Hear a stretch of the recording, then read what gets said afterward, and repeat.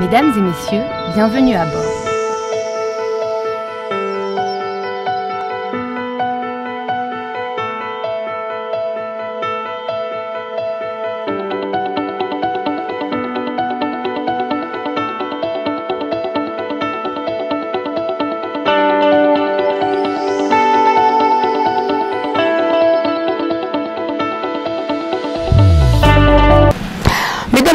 Bonsoir et bienvenue à cette année 2022.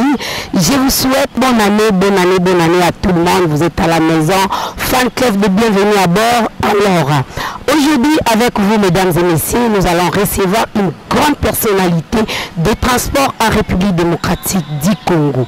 Qui est-il? Je vous demande de le découvrir à travers ce portrait.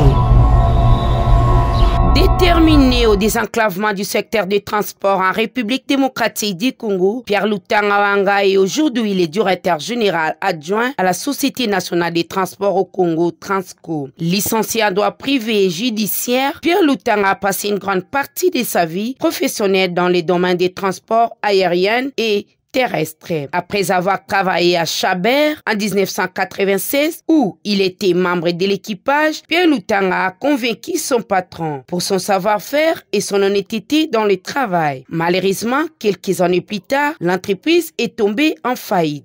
Il s'élance dans les transports terrestres où il a assumé 5 ans comme le chef du personnel chez Listrans. Là encore, cet amoureux des transports a formé le personnel pour qu'ils comprennent l'importance des transports terrestres dans sa diversité. En 2002 jusqu'à 2012, Pierre Lutanga a été directeur de ressources humaines aux établissements Poti, où il a coordonné les recrutements des acteurs de transport pour régulariser les trafics terrestres. Malheureusement, les contrats de travail n'étaient pas respectés. Il démissionne pour passer son test chez Transco. À Transco, il a épaté les autorités, puis il a été engagé comme agent. Puis, quelques années plus tard, Pierre Lutanga a quitté agent au poste de DGA. Cet homme de plus de 50 ans d'âge est marié, père de 3 enfants. Il aime la lecture et la documentation. En sport, il est fan club de football. Mesdames et messieurs, à la maison là où vous êtes, nous allons parler du transport terrestre en République démocratique du Congo. Quel mécanisme pouvez-vous utiliser pour désenclaver les transports terrestres en République démocratique du Congo? Nous allons recevoir Pierre Lutanga. Pierre Lutanga, je vous rappelle qu'il est le directeur général adjoint de l'entreprise de transport au Congo, Transco. Il est avec nous ici. Vous avez bel et bien suivi son portrait. Bonjour, monsieur Pierre Lutanga. Bonjour, madame Patricia. Vous allez bien? Oui, ça va bien. Bonne année en famille. Merci, bien. Merci. Alors, monsieur Pierre Lutanga, avec vous, nous allons parler du mécanisme qui peut aider à désenclaver la République démocratique du Congo, surtout en transport terrestre. Vous-même, vous avez constaté, on commence d'abord avec les embouteillages, il n'y a pas de route à Kinshasa. Alors, dites-nous d'abord, transport terrestre, parce que les transport terrestre, c'est quoi? Merci beaucoup, Namotu Nawana. Par transport terrestre, il faut comprendre tous les transports qui s'opèrent sur la terre ferme.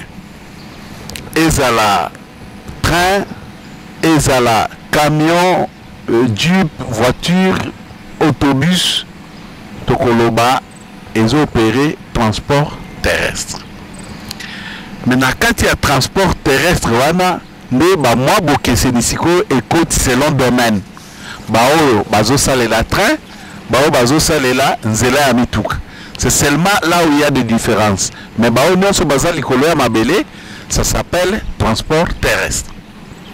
Alors dans les conditions, quel peut être le plan de désenclavement vraiment il y a Congo en matière de transport terrestre?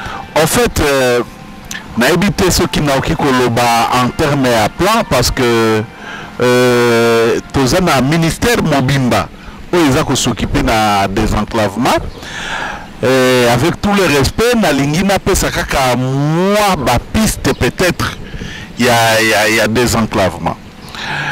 Pour na désenclaver mboka lokola Congo et loko ya liboso eza volonté.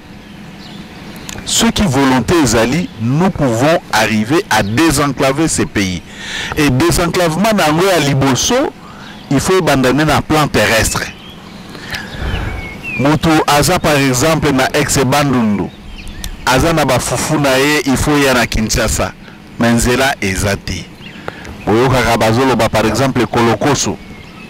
Akolongwa kuna ndenge nini po akomisa ba vivre na Kinshasa. Donc, et loko ya liboso na volonté ya gouvernement, il faut koyeba ko fongola banzela. Soki ba fongoli banzela et oki kozala déjà piste ya liboso ya désenclavement. Na ko fongola nzela wana lelo par exemple tozoyoka banungu na ngambo ya Kasai kuna ke nzela esali lokola kobonga. Mutuka yoki kolongwa Mwanda ekei tina Kananga. Donc depuis Océan tina Kananga oyebi madame Patricia que tozwaka carburant tosomba carburant na Angola à partir ya Mwanda ekoti toki komema carburant wana tina Kananga Mbujimai mbala moko komona talo ya carburant ekiti talo ya biloko ekiti parce que la route existe. C'est pourquoi désenclavement ya mboka oyo eki komema biso na développement. Ce qui te kozalaka pasi. Mais désenclavement de matali transport terrestre, le BIP qui est train à faire partir le transport terrestre. Mais train à Congo Zate, Zila n'a pas de dernièrement tout le ministre qui moisa et ça la même baravin. Alors, bien nous avons espéré à transport.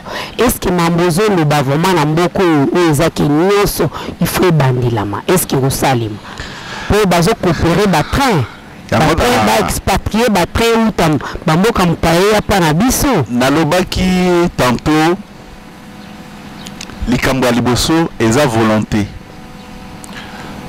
Nako rappeler na ba oyo baza kolanda biso na ba oyo ba yebi moi histoire.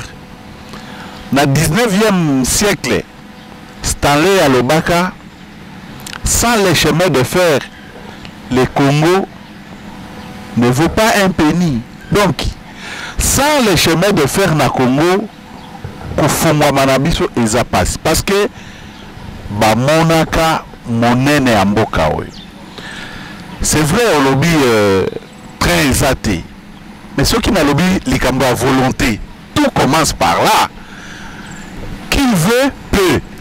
Ce que le gouvernement va lobby que les lotos à ma coquille pour la consommer la locomotive à Sika. Ni ne copexa biso. Namoni angote. Bien sûr, Nathalie, loi de finances, peut-être déjà prévu, on ne sait jamais. Parce que ceux qui va fongoli déjà chemin de fer, va fongoli ba balaba la banzela. Mais décollage à Congo et à Angola et bandi. Tokolobao bukangalonzo kosala bilanga. Oui, ceux qui sont là, ils étaient madame. Bilokwana et kokoma na marché ndengenini. C'est pourquoi esengeli kobandanano na volonté ya kofongola mboka pour que désenclavement est s'obtenir. Ceux qui étaient tokozala kaka na kokoso. Bon financement on lobby gouvernement mais bien peut battre bozo kamba ba entreprise ya transport boza peut d'expert na mboko na makammatali transport est-ce que boya peut na proposition par exemple ya train qui est salé ma bobe peut ça peut moi idée to pour le bakaka pour na loba parce que le lobby no battre boza d'expert na domaine wana boza ka bozo loba mais sur le terrain il y a rien. Oui, c'est vrai. Ministère ya transport ezali ministère ne akokamata ba projet o azanango a dispatcher selon ba entreprise. Toyebi par exemple SNCC azo fonctionner na ngambo ya Katanga kuna et on a azana ngambo ya Kinshasa awa na makambo Italie train toye kozwa transport au Congo Transco ici kabiso ba mosusu tozwami pona mituka et je crois ce qui gouvernement à travers ministère approprié ministère de tutelle asali ba projet wana, ce n'est que normal. Gouvernement est adopté pour le désenclavement en Mboka, pour le développement en Mboka. Et biso ko kamata ba projet ko pesa oui. Tozana ba projet na biso oyo et oki kozala adopté na ministère, mais je crois ministère pe azana vision moko oyo azana ngo, surtout depuis ba kamata qui est désenclavement ba kisi na ministère des transports et voies de communication ezalaka kala. Je crois que philosophie moko boyeza na kati ya ministère et au moment opportun na bansi to komona ba fruit nango. Alors dans ce pays particulièrement, Tozaki n'a d'entreprise de transport vraiment ébélé. Alors l'entreprise wana lelo nyonso est tombée en faillite. Estimez-vous que Zaki manque l'expertise, de la volonté ou bien ezali mauvaise gérance ya l'entreprise wana nyonso? Bon, c'est vrai la société les cas ébélé, la société à transport ils ont un caprice nango. Notre caprice. Notre achat à pièces, ça coûte cher dans une entreprise de transport. Oui, une entreprise a deux parties dans son bilan. La partie à produire, la partie à charge. Et ce qui charge est l'équipe production. Ce n'est que normal, l'entreprise est quoi? Donc à ce moment-là, on parle d'une pyramide renversée. Beaucoup de travail dans la pyramide renversée, charge est comme l'icolo, production est comme assez, c'est normal, charge et même entreprise dans dengue. Alors, natika là qu'on s'est focalisé peut-être dans l'entreprise, soit audit, soit boyna boy, koye banini koye sa bango, mais tout porte à croire que et ça n'a pas pour que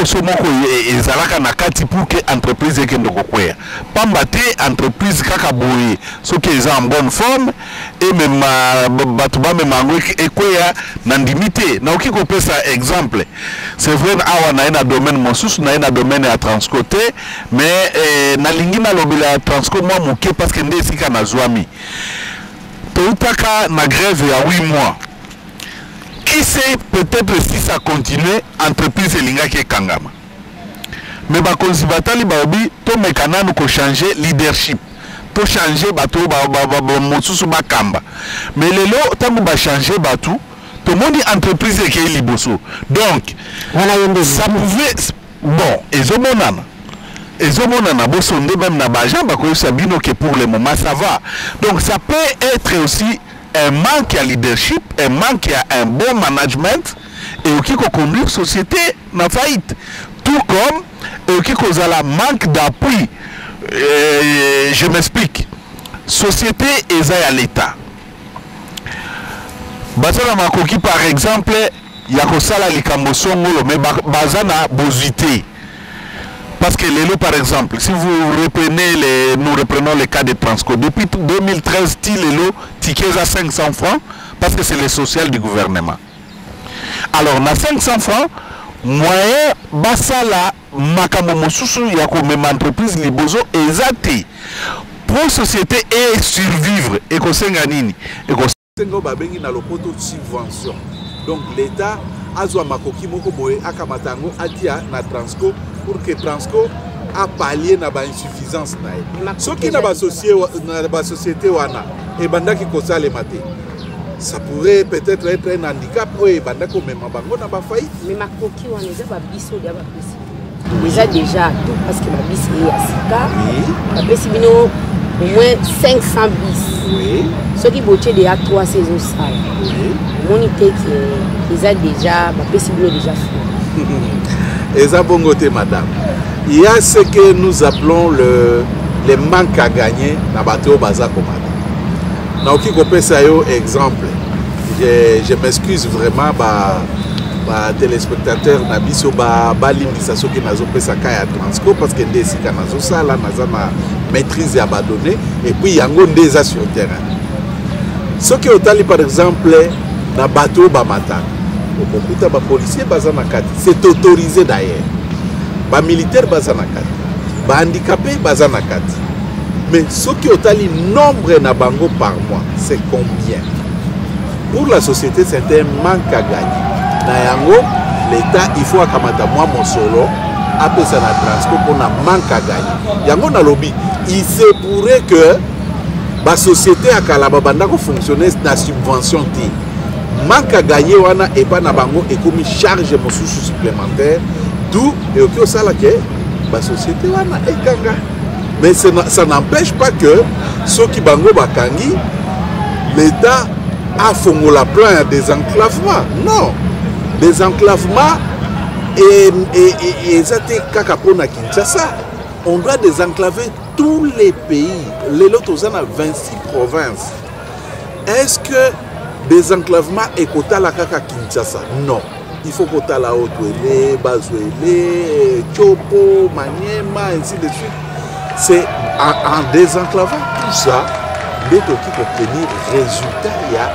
Kolobela moi et bandeli à développer parce que na est penzela moto kezala terre bandundu matadi baza na grâce ya Kinshasa au moins na bis mais na est il faut kaka au mata avion donc so za na bon avion te moi ko ma capitale eza aussi problématique mais place moko soulever wana ya oloba makambo matali bato bazo mata basoda handicapé mais eza point moko eza très capital nazo interpeller ba congolais ndenge bazolanda biso lelo na matali carte na bis mais bino kutu boza l'état botia déjà 5 personnes si c'est beaucoup mais ba particulier mais c'est Pierre bis mususu ya 207 bato bazo mata 12 cartes chauffeur à silique est-ce que place wana yo lo bala biso ni pona yo ki lobi eloko moya bongo o bato bazo handicapé bino ba pe na carte bongo ba particulier bino kutu bokata 5 soki déjà ba moni receveur à lobby 5 ekoki ba mataliso mais ba privé oyo baza pe na ba bis okolo bani po bazolanda yo zali neti numéro 1 numéro 2 ya transport na Congo okolo bani na bato bazolanda biso est-ce que carte wana bo ba carte alukuta pe koma yele ba misusu noko aza général a PCP carte nyonso wana comment vous faites nanu pona ko repérer que carte o eza ya mabe et puis bo kati 5 ba landi pe bango ba kiti aswana bon nalingi penza kobima libanda ya motu ya na biso te parce que ndeko soda ndeko policier soki azolanda biso akokanisa ke to développer neti na bango eza na historique nango lelo soki bato mosusu ekomi naza fonctionnaire carte non na mboka oyo bapesa banani autorisation bamata motuka ofele c'était des anciens combattants ntango bakenda kosunga Belgique mpona kobunda na reconnaissance wana bapesa bango feu vert na transport mais lelo ba receveur bazokanga meme kutu aza na carte ya bato batekaka mapa alaxi oka boye abombi non ce n'était pas un privilège donné à tout le monde parce que bato mosusu baza mbongo na bango baoki au foot à transport néanmoins on avait reconnu l'armée bon et kosala ke bandeko policier pe balanda parce que baza presque misala yango ya sécurité c'est pas mal mais yeba ke même na ba DC7 wana ezo handicapé recette ba receveur pe ebele bakota boloko pona parce que alobi mabe a déplacé langage mabe qui est bakangi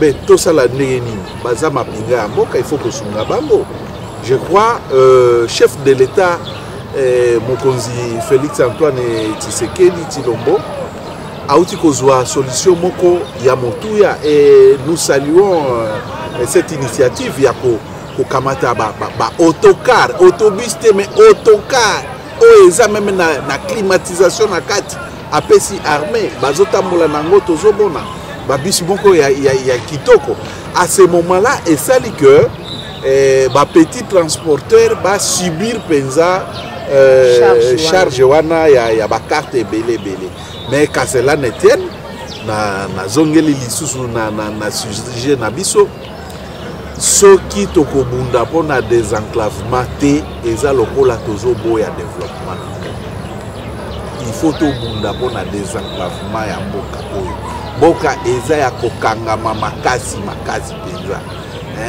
na ba province et tout ça okolinga okatisa des provinces vous ne saurez pas na base bomonaka babilili moko awa batambwisaka na ba réseaux sociaux bakonzi batindi babisu ya Transco na isiro sans aucune étude préalable. Non, nzela o balakisa, je m'excuse d'ouvrir cette parenthèse pour la justifier, c'était une route ce n'était pas une route d'exploitation. Ce n'était pas une route d'exploitation. Mais les lots nabanzi nabilili, na technicien, atia par exemple nzela ya isiro. Bomona, dans quelles conditions basali banzela na isiro. On a besoin des initiatives comme ça pour désenclaver les. Ceux qui banzela wana elongwe na otwele et qui na bazwele, elongwe na otwele et qui na chopo, je crois qu'ils s'engagent à désenclaver Mbalamoko. C'est pourquoi nous nous sommes dit pas une province sans bus transport. Comme ça, tant que babisi est dans la province, le gouverneur va obligé de travailler dans la. Est-ce que Transco est payé? Bien sûr, il y a aucun. Parce qu'il y a une étude qui est en train de se faire. Et exploitation, ceux qui vont ramener des données fiables. Nous, c'est transporter la population autrement. Donc, et si kanini bakonzi bakosenga biso tokoma et sengeli toko. Lelo, M. Pierre, vous êtes déjà des transports. Contribution aux amis pour pérenniser l'entreprise et tomber en faillite le roi Bassotraz. Pour tomber en faillite à la société, ça ne dépend pas de moi tout seul, mais c'est toute une politique, toute une philosophie. Je crois même dans le conseil d'administration et Salemaki dernièrement, ce point a été traité. Kota la lolenge nini, avant Babus et comment amorti complètement, comment appuyer déjà Transco na bibundeli mosusu. Na mituka mosusu. To zelate Babus ezo mon analyse na zelate, neto ya kopesa rapport dans gouvernement na Transco biso za lisusu te. Non. C'est maintenant que nous et le gouvernement nous devons planifier pour l'accès à Bakonzi non. Après 2 ans, si il y aura moyen, nous bâtissons la mission déjà Babus. De sorte que Toeba pour renouveler Charwa Nabiso. Mais je peux vous dire, madame, depuis 2013, au continent 2022, ça fait 9 ans Transco a existé déjà. Donc, tu battre déjà record et à l'entreprise publique, nous sommes à transport. Ça veut dire. On est ailleurs. Non, ça se justifie. Botala en archive. Est-ce que City Trans a la 9 ans? Est-ce que la société, Sotras, tout ça, ça a 9 ans? Mais Transco, ça a déjà 9 ans. Donc, Transco a sur les bons. Et biso on a slogan mon côté Lobaka. Transco, on a 9 ans. Alors, M. Pierre. Besoin de Kinshasa, au lobby Transco ici, Transco Otuele, mais besoin ici qu'on a ville au Transco à siège. Siège général, il y a Transco, embouteillage. J'ai même suspendu les émissions le mois de décembre. Alors, impact mini recette, il y a embouteillage et salaki pour nos transporteurs, métier expert et puis transporteur. Bon, il faut comprendre que Transco est un établissement public, madame. Oui. Donc, et pas Nabiso. Malam ezala. Mabe ezala. Biso kombo Nabiso, il faut tout ça. Recette ezala. Ezalate, il faut ragato ça. Donc, embouteillage, nous conjuguons avec tous les jours. Parce que ce qui est le but est embouteillage est allé. Bon, tu déplacer la population de Yéni. Or, et ça n'a pas tout mon sous-sous. Donc, il y a ça na mokolo ya lelo. Basi bajira akotambo la kaka na Transco. Nga moko na make-up experience na mata na yas moko avant na zuara na zana ngolelo. Mais na kitaka pona nini? Okutani na ndeko receveur soit exacté donc on dirait au lindio sanza. Mais ce qui est ok na Transco, en tout cas quand même ozo voyager dans des conditions moko ya bien mon pépé zokota oza respecter na ba norme ya bien donc embouteillage et qui empêcher biso te tout travailler seulement na embouteillage wana et ça problème moko au ville et qui kozwa ba moins stratégie ailleurs na ba mboka ba pa to monaka ba qui koloba les jours impairs ba plaque impair ndeko tambola les jours pairs ba plaque pair et tamboli là le bon Congoti d'abord tu peux aviva na to di oui toyokana madame toyokana ba mituka yango ezobima na boy kotanga bakombo ya mituka yango eza na confort nini na contrôle technique nini okomona mosusu rotule longwe na nzela basala wapi namoni bango te parce que mutuka oyo ekota en contrôle technique pine oke olongwa na nzela te jamais donc à Kinshasa le vrai problème c'est quoi na mituka oyo oki kotambola te ezotambola na l'action mituka moko epeza na contrôle technique azwaki contrôle technique alors osala nini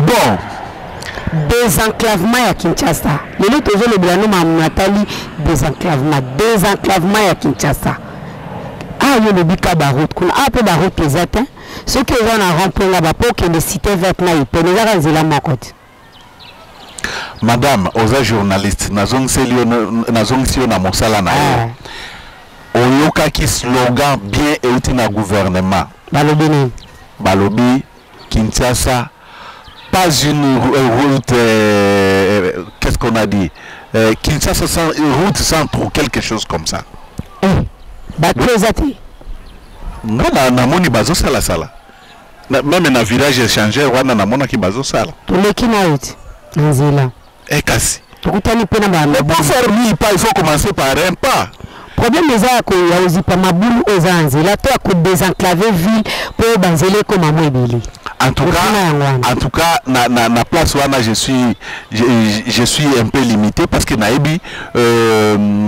nani ko repartir nzela ya province te na nzela ya gouvernement central te parce qu'il y a deux routes. OK. Route moko ezalaka province ya province na ya gouvernement provincial, route mosusu ezalaka pe ya gouvernement central. Na Kinshasa j'ai du mal à définir ya gouvernement provincial eza wapi, ya gouvernement central eza wapi. La preuve en est que au monaka pe excellence gouverneur Ngobila ke ko inaugurer ba misala mosusu ya nzela. Donc wana eza na gouvernement voilà. Alors il y a c'est pas si c'est Bumbu tout ça elenge ça OK dans la foire na lemba bazo ça la pe misala bon je crois que il a déjà commencé il a compris que il faut qu'on désenclaver Kinshasa mais tout dépendra pe na makoki azanango. Ce qui est à Makoki et Belé, je crois que nous allons assister à de belles routes.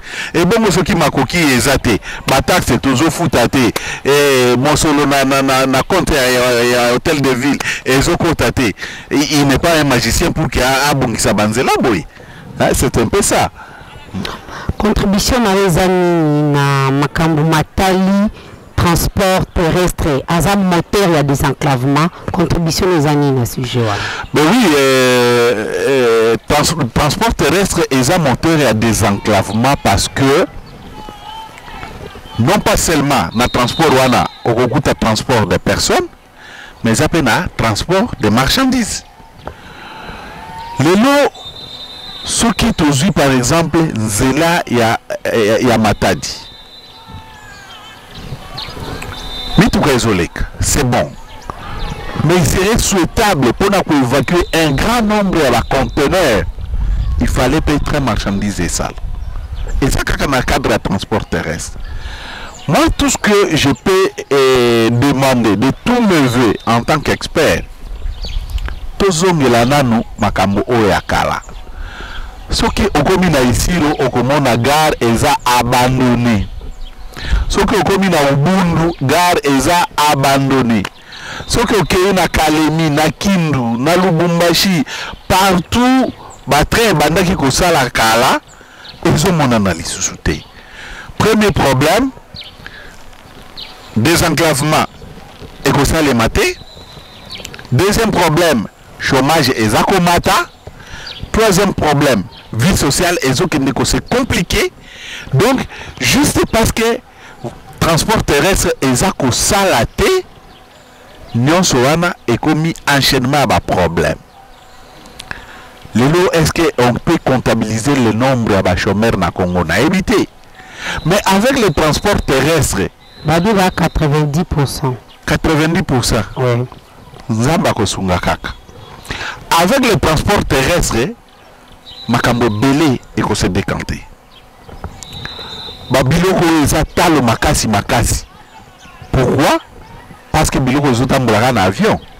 Na bakwa eza enclavé. Or, avion eza na bourse à tout citoyen congolais té. Moutounons soit remate avion té, moutounons soit quoi affecté biloko na avion té, mais c'est facile à cause de biloko na na moutouka, à cause de biloko na train. Madame, na oki ko pesa exemple parce que nzamba permettre quand même que na tambola na Congo, na ibi bamboko belé na Congo. Sauf que pays entre Lubumbashi et Kindu na voie ferrée. Okokuta bamanga ezokwea boye ezopola. Mais ce qui est très ali, bato baoki kobuka bamanga wana, batie na bapanier, bamemi de centre X à centre Y. Bamosusu bake kosala ata confiture ya manga, ça existe.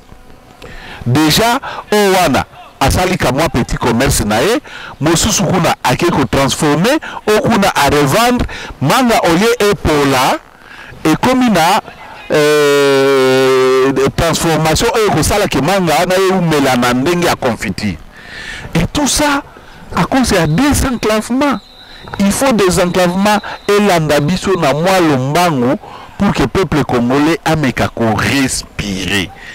Ce qui désenclavement exacté tout ça quand battu à mignon.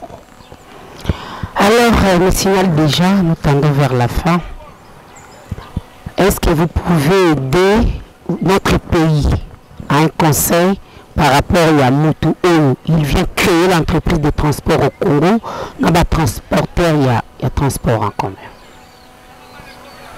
Conseil mini au Congo Pessabango. En matière, il y a transport, étant expert. Bon, tout dépend. D'abord, il y a un transport mini à co-créer dans le domaine terrestre parce que les rails, apparemment, chez nous, c'est étatique. Alors que ce que les États-Unis, par exemple, les rails sont privés. Donc n'importe qui, à Okikoya, société à chemin de fer, à Salinae, il exploite. Mais chez nous, c'est limité, c'est propre à l'État. Donc ça, c'est exclu. Je crois qu'à moins que l'État soit en décision, mon sous. Total ici, dans Magamboya, Nzela, par exemple. Ma société, ils ont exploité Nzela dans Ndenge ya Mituka.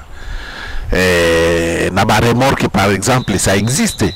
Je peux vous dire qu'à Lubumbashi, depuis pré-marchandise et comment passe Kotambola, bah minérer tout, bah zone mangone na ba remorque.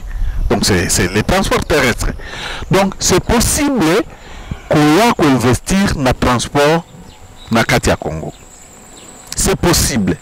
Mais seulement, il faut qu'on conjuguer na ba kokoso o tokuta na kanango. Congo yango passe na ba domaine ebele. Ce que si vous tous mata mikanda ya transport problème. Tango bato ya transport makokita sur terrain, contrôle ya mikanda ya transport tracasserie. Ya biso wa nyonso ezalaka problème. Alors, tokokende na développement ndenge nini soki l'État azo encaisser mbongo na ba banque te na ba compte na été. Donc, je dis à ceux qui veulent venir investir dans les domaines de transport que c'est possible. Et c'est encourageant d'ailleurs. Lélo, il n'y a que Transco à Télémillé Moko, devant 26 provinces. C'est un morceau. Mais s'il y a aussi des privés qui veulent s'investir comme ça, bien sûr, Bandekonabiso Bazar, Bazo, Mekana Bango, et quelques entreprises privées, Bazaliawa, Bazo travailler na Bango, sans tracasserie. Ceux qui vont sous Balingi, Kokoya, Baouti Libanda, Ngana Ena 100 bis, Ngana Ena 200 bis. Terrain eza munene. Le Congo c'est pas seulement Kinshasa. Lubumbashi a besoin babisi, Goma a besoin babisi, un peu partout. Transco a recevoir déjà ma demande de belé. C'est pourquoi tu peux implanter nano na Isiro. D'ici là, si tout va bien, tu peux implanter Transco na Mbandaka. Au fur et à mesure, le gouverneur bazo senga tozo kende. Mais ceux qui investisseurs mosusu bazalaka. Bango pe ba ki ko épauler Transco na ba ko au Transco na no comité. Donc c'est possible d'investir. Et c'est ça qui va donner le goût aux autorités locales de désenclaver les pays. Voilà. Alors l'État congolais conseille nos OPC pour désenclaver le transport terrestre, surtout dans Makamatali. L'État congolais yende kolo makam. Ayebi nini ya okiko sala. Mais je crois les lots na Kinshasa aussi to perda train oye banda qui ko déplacer ba Kinois. C'est déjà quelque chose. Et na évité koko soza na niveau nini, locomotive ou wagon, tout ça. Bon. Je crois que l'autorité à l'entreprise peut innover. Moi, je peux vous faire une proposition. Transco, Azana Babis Mercedes, il y a un premier lot, c'est à 500 000. Babis Wana, mon sous est profond. Qu'est-ce qui empêche on a à côté en contact na Transco ba planifier? Ba oki ko zwakaka ba epa wana ba longoli ba pneu ba poser ango likolo ya structure o ezana ba roue. Basali ango lokola ba wagon et ça va fonctionner et même bateau. Donc on peut voir Transco sur les rails et non pas seulement sur la route. Je crois en France RATP azana ba option azana na ba train, azana na ba bus, azana na ba biloko belé. Biso pe ce qui va passer c'est biso opportunité. Nous pouvons aller aussi sur les rails. Transco ça veut dire quoi? Transport au Congo. Ben oui, partout au Congo. Tu as des na rail, tu poses babilo wana likolo na place ya ba wagon et tu bendi ba client na biso to comme ici bango na destination. Tu occuper rail parce que peut-être bao bazo occuper rail bazo kokate, nous on peut le faire aussi. Donc je crois que c'est possible. Et puis l'État toujours na ba politique naie a okiko côté Transco dans le secteur rébellé. Je vous rappelle, quand la France avait eu la Coupe du Monde, au moment où les joueurs ont transporté dans le bus, ils ont toi. Bus à l'État, ils ont RATP, Réseau autonome de transport parisien. Donc, bus dans le bus, il y a des touristes. Or, tourisme dans le Congo, ils ont ministre Modero Soki Azoyo Kanga. Son Excellence, qui coopérer avec les bis et les touristes, il y a un moka. Si c'est à travers Transco, tant mieux. Et si on est au Kiko Lobabon, tu belé comme Lingaba qui ne vota la Banyama, na Kingakat. Pour ça, les bango structure moko likolo, kuna tango bakomi kuna bamati likolo, pour tout les autres qui ne zinga, bazomo na bango. Et ceux qui balobi bakende na Kisantu, na jardin botanique, bakende na babis touristique.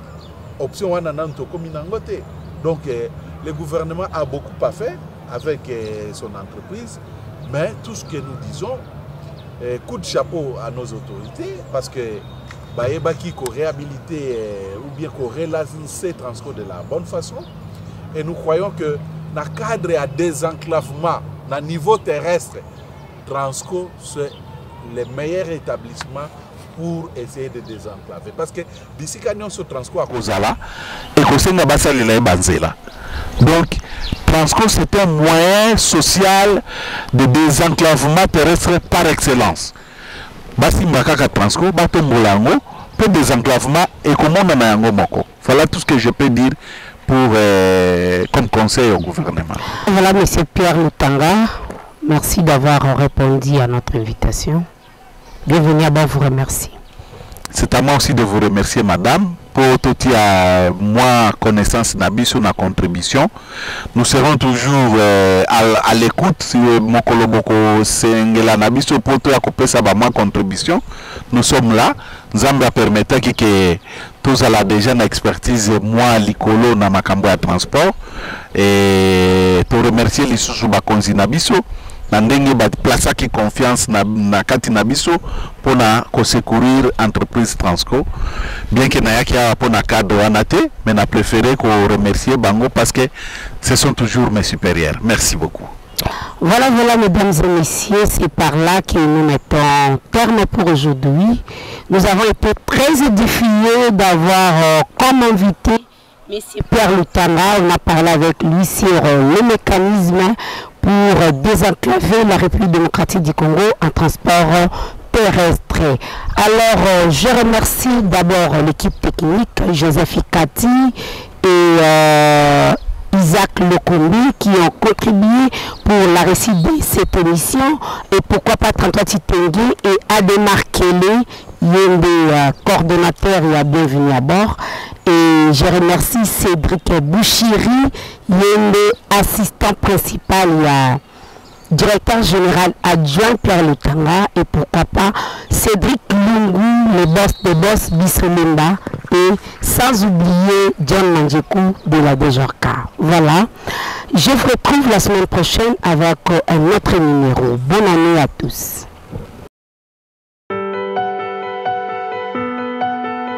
Mesdames et messieurs, bienvenue à bord.